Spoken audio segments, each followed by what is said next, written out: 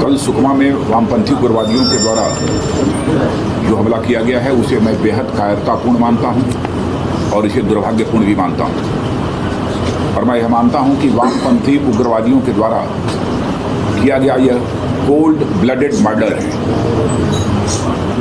और आदिवासियों को अपनी ढाल बनाकर विकास के खिलाफ अभियान छेड़ने की यह उनके द्वारा कोशिश की जा रही है।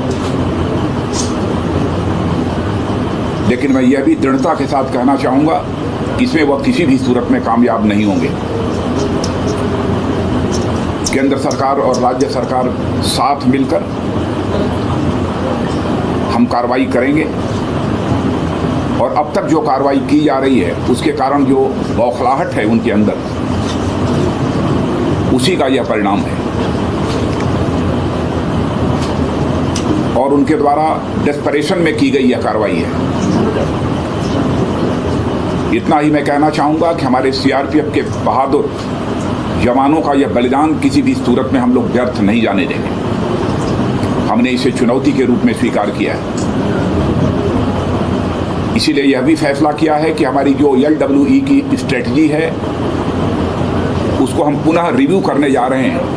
ज़रूरत होगी तो हम उसे रिवाइज भी करेंगे। और 8 मई को दिल्ली में वह बैठक मैंने बुलाई है और कई राज्यों के अधिकारी उस बैठक में मौजूद रहेंगे। बराबर वामपंथी उग्रवादियों के द्वारा विकास कार्य को रोके जाने की कोशिश की जा रही है। सच्चाई है कि वह कभी नहीं चाहते कि जो हमारे आदिवासी क्षेत्र हैं अथवा गरीबों के क्षेत्र हैं उनका विकास हो। यह आदिवासियों के और गरीबों के सबसे बड़े दुश्मन यदि इस देश में यदि कोई है तो यह हमारे वामपंथी उग्रवादी हैं।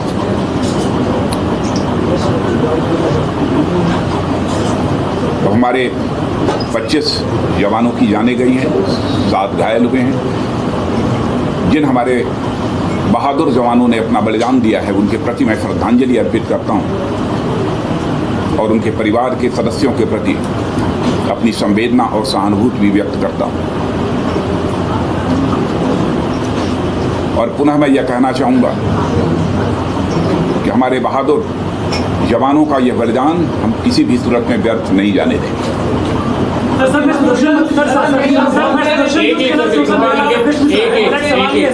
कि बार-बार हम रणनीति बनाने की बात करते हैं लेकिन हर बार हमारा खुफिया तंत्र कहीं ना कहीं विफल हो जाता है। इस बार भी हमको चुनौती की आपने भी कल कहा है, चुनौती का जवाब किस तरह से दिया जाएगा, कब दिया जाएगा सर? नहीं, यह कभी स्ट्रेटजी कभी डिस्क्लोज नहीं की जाती है। ये बात तो मैं समझता हूँ कि आप लोग भी समझते होंगे। स्ट्रेटजी कभी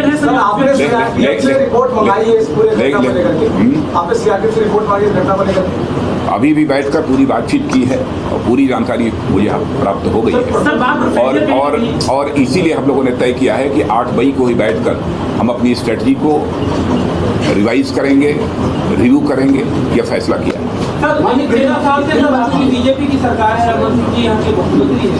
आप एक के बाद आप कहते हैं कि नक्सली गतिविधियों में कमी हुई है, लेकिन लगातार उसी जगह पे सुकमा के उसी इलाके में मैंने कहा कि नक्सलवाद के खिलाफ जो यहाँ की राज्य सरकार और केंद्र सरकार ने मिलकर अभियान चलाया था उसके परिणाम स्वरूप एक डिस्परेशन उनके अंदर पैदा हुआ है और जिसके और ये हम लोग मान कर चल रहे थे कि इस संभावना को नकारा नहीं जा सकता। कभी भी कुछ उनके द्वारा कोशिश हो सकती थी भविष्य में कोई बड़ी वारदात करें, लेकिन अब ये घटना हो गई, बहुत ही दुर्भाग्य।